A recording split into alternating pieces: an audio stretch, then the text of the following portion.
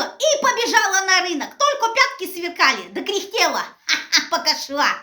На рыночке подешевле нашла, все качественное выбрала. Пришла, захожу в дом, а мой внук на велодорожке бегает, значит. Я захожу, сумки ставлю, говорю: ой, устала. А он сходит со своей велодорожки, полотенчиком пот промакивает, говорит: устал. Я говорю: да ты устал, это я устала. А он говорит: бабуля, ты сама виновата, незачетно, говорит, живешь. Что значит незачетно я живу? А он говорит: заказала бы доставку еды, и все.